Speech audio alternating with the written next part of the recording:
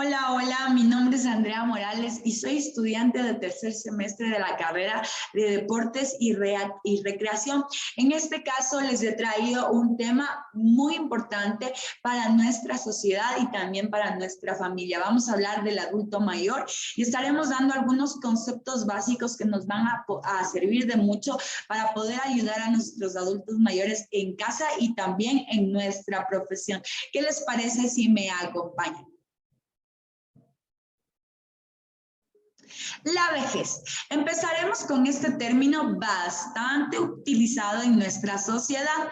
Si bien es cierto, es un término que no se debe utilizar, pues en nuestra sociedad lo utilizamos. ¿Por qué no se debe utilizar? Cuando nos referimos a la persona viejita, no es un término correcto, porque al niño que recién nace nosotros no le decimos, ahí viene el nuevito, ¿no es cierto? Sino que al contrario decimos el bebé, el recién nacido. Y en este caso, nosotros deberíamos referirnos a las personas adultas mayores, como lo habíamos dado en el tema inicial. ¿Pero qué es la vejez? La vejez nosotros podríamos describirla pues como una percepción individual de cada persona en torno al envejecimiento, a cómo va pasando los años y cómo yo me voy sintiendo mientras estos años van pasando. Recordemos que la vejez no es una enfermedad, ¿de acuerdo? Porque todos vamos por ese camino, pero sí es bien importante entender que en esta fase o en esta etapa de nuestra vida es donde el ser humano tiene mayor probabilidad de contraer enfermedades y de sufrir lesiones, ¿de acuerdo? Ahora vamos con este siguiente término, que es la geriatría, la gerontología y también pues la gerontología social. Todo esto ya viene más de una rama de la medicina, ¿de acuerdo? La geriatría justamente es eso, es una rama de la medicina, como en este caso podríamos tener medicina general o pediatría, ¿no es cierto?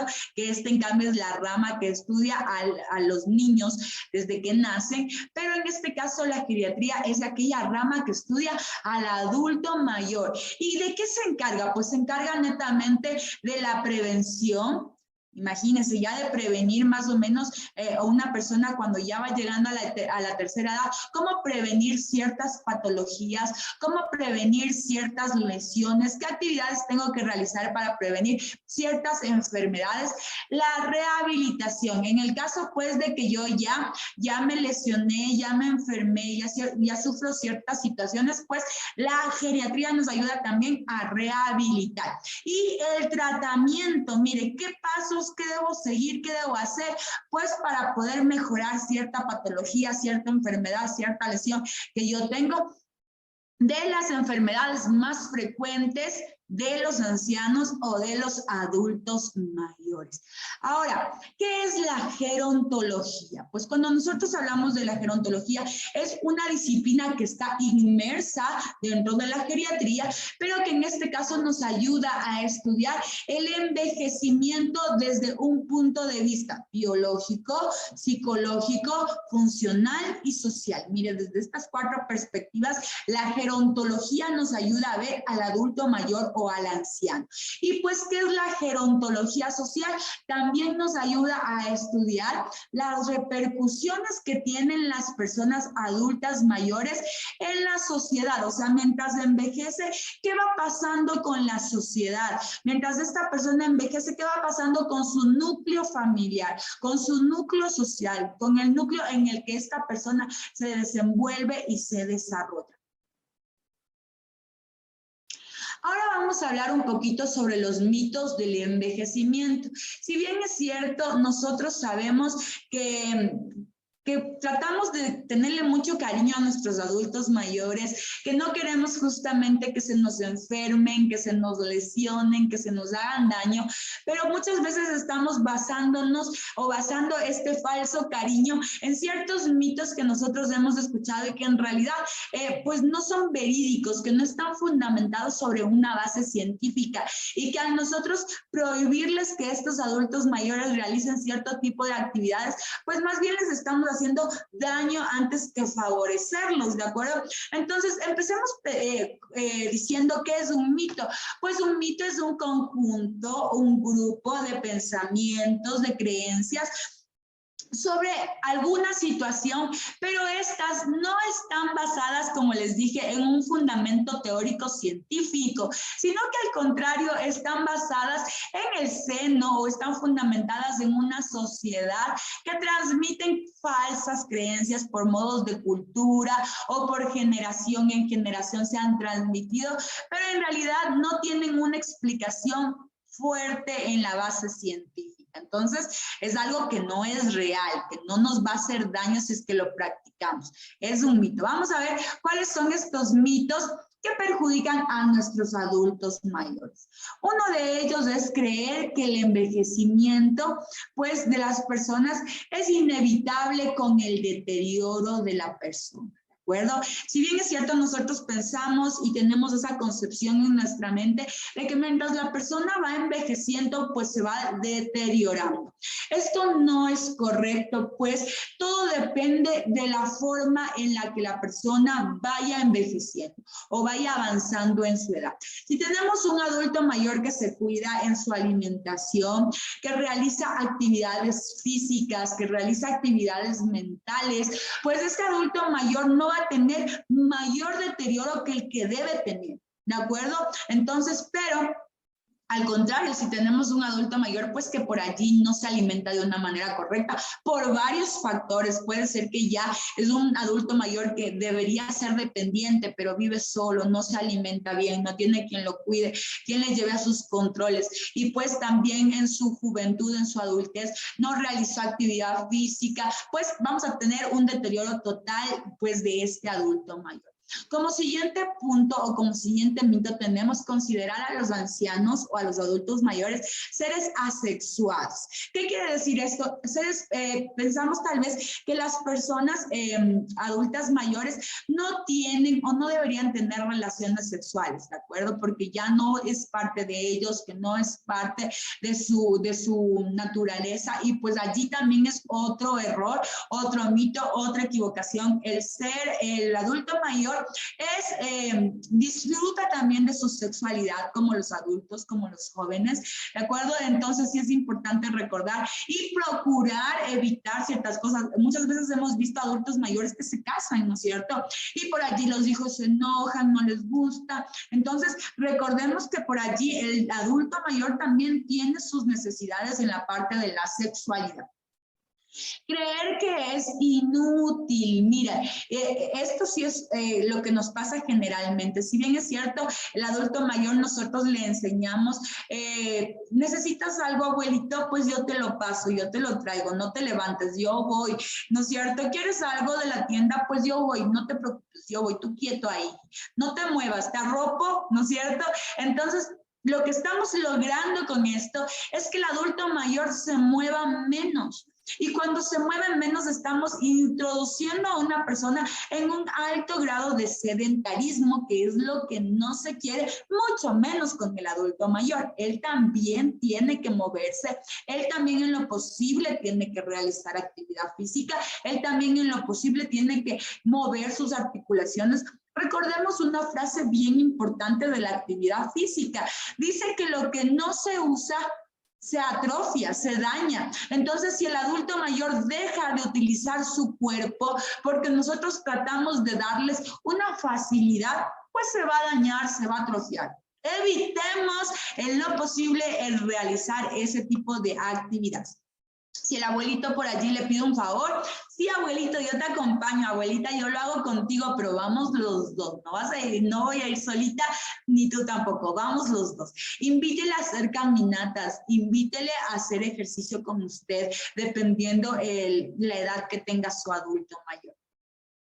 También es algo errado tratar de pensar que nosotros como familia o como sociedad no tenemos que invertir en el desarrollo personal del adulto mayor. Mire, generalmente pensamos que lo que le queda por vivir al adulto mayor es muy poquito para todo lo que ya ha vivido, y tal vez puede ser cierto, pero en ese poquito de tiempo que tal vez le queda, nosotros como familia, nosotros como sociedad, podemos invertir y aportar para que nuestro adulto mayor se siga desarrollando a nivel intelectual, personal, social, económico. Nuestro adulto mayor puede seguir invirtiendo en su educación, ¿de acuerdo? Es allí donde nosotros vemos que hay adultos mayores que se han graduado de la universidad, se han graduado del colegio. Es importante que como sociedad también lo practiquemos. El adulto mayor necesita inversión para poder desarrollarse a nivel integral. Y por último tenemos que los ancianos, pues tenemos esa idea, ¿no es cierto?, de que los ancianos tienen que estar solos o les gusta estar solos, les gusta estar en la soledad.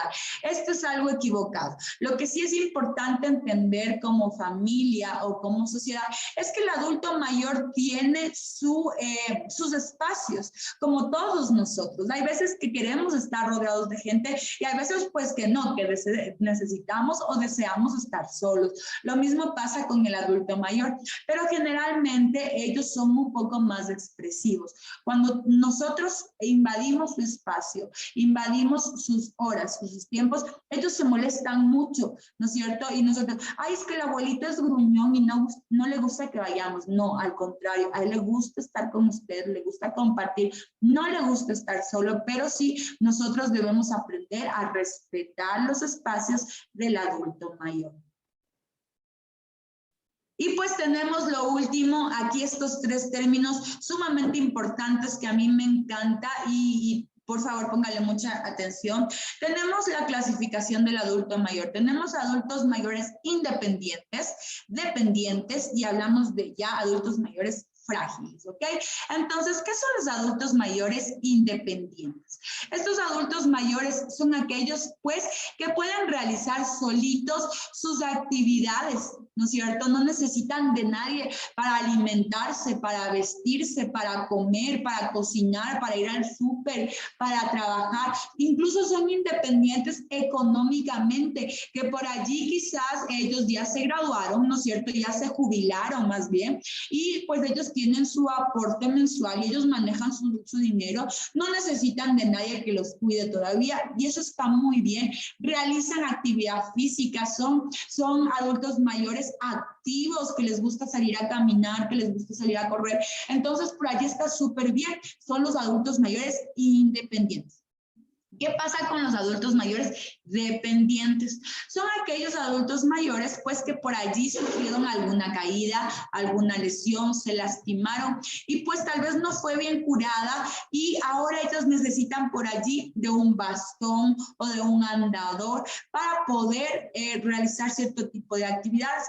Esto ya quiere decir que ellos necesitan de alguna persona que los ayude, yo que sé, a subir o bajar del bus, a subir y bajar escaleras, ¿no es cierto?, a entrar y salir de la ducha. Tal vez no tienen amplitud correcta del brazo o de los brazos porque sufrieron alguna caída, alguna lesión.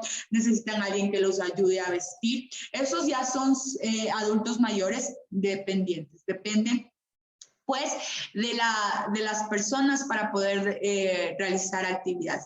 Y tenemos pues que con el adulto mayor viene la fragilidad. ¿Qué es la fragilidad? Nos referimos cuando es, ya es un síndrome biológico que resulta de la disminución de la homeostasis. ¿Qué es la homeostasis? Pues es la disminución de la masa corporal en las personas, ¿no es cierto?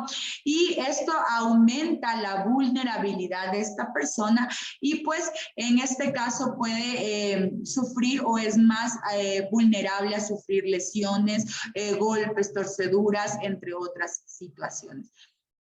Los factores de riesgo que nosotros tenemos con los adultos mayores, primero es que ya tienen una edad avanzada, ¿de acuerdo? Otro factor de riesgo en la fragilidad es que son generalmente o que afecta más al sexo femenino. También les afecta mucho a las personas que tienen ingresos, recursos bajos, como yo les decía. Puede ser que sufrió una lesión, se cayó, se golpeó y tal vez por los bajos recursos esta persona no pudo irse a hacer checar a tiempo, ¿no es cierto? Y esta lesión se convirtió en algo mucho más grave y por ende se volvió un adulto mayor frágil. Tal vez era solamente dependiente y ahora ya es frágil, ya no hay cura para su golpe, su torcedura, su dolor, y más bien el dolor incrementa, porque recordemos que el adulto mayor no tiene esa capacidad de curarse tan rápido como los adultos jóvenes y niños. El adulto mayor ya regenera sus células, sus partículas lentamente, ¿ok? Y por allí también implica la baja escolaridad, una persona que lastimosamente no pudo cursar el colegio, que no pudo cursar la universidad, ¿no es cierto? Pues es una persona que no tiene, como habíamos dicho, su liquidación, que no tiene su jubilación, entonces obviamente no tiene una estabilidad económica que ya repercute desde muchísimo más en el ámbito social, ¿de acuerdo? Bueno, es importante destacar, sí, pues que no todos los discapacitados o los adultos mayores discapacitados son frágiles. Hay adultos mayores discapacitados que son dependientes. Ok, entonces imagínense, ¿por qué no pueden ser independientes? Porque si tienen algún tipo de discapacidad, siempre necesitarán de una persona que los esté checando, ¿no es cierto? Y pues también es importante entender que no todos los adultos mayores frágiles